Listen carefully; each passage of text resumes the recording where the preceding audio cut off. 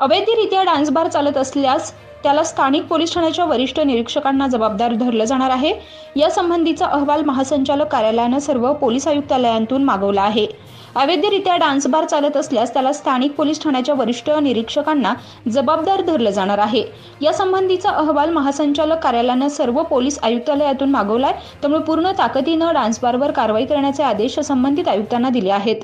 लोकमतने नवी मुंबईतील डान्स बारची अनागोंदी चव्हाट्यावर आणल्यानंतर पोलीस महासंचालकांनी हे पाऊल उचललंय। नवी मुंबईसह मुंबई, ठाणे आणि राज्याच्या इतर काही प्रमुख शहरांमध्ये डान्स बार चालवले जात आहेत। ऑर्केस्ट्रा बारची परवानगी मिळून प्रत्यक्षात महिला वेटर नाचवल्या जात आहेत। पोलीस महासंचालक कार्यालयाने राज्यभरातील पोलीस आयुक्तांकडे डान्स बारवरील कारवाईचा आढावा मागवलाय। तसेच ज्या ठिकाणी विनापरवाना डान्स बार चालत असेल तिथल्या वरिष्ठ निरीक्षकांना कारवाईला सामोरं जावं लागेल असंही सांगितलंय। याचा धसका सर्वच पोलीस अधिकाऱ्यांनी घेतलाय। त्यातून नवी मुंबई पोलीस आयुक्तालय क्षेत्रात डान्स बारवर सातत्याने कारवाईचा धडाका सुरू आहे। त्यामध्ये काही बारमध्ये नमूद असलेल्या अटी शर्तींचा बेधडक भंग होताना दिसतोय।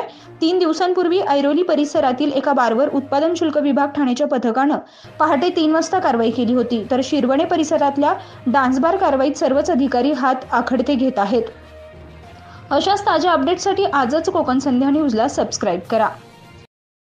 पनवेल, नवी मुंबई आणि रायगड जिल्ह्यातील ताज्या बातम्या आणि नवीन घडामोडी पाहण्यासाठी सबस्क्राईब करा कोकण संध्या न्यूज चॅनल आणि दाबा बेल आयकॉन।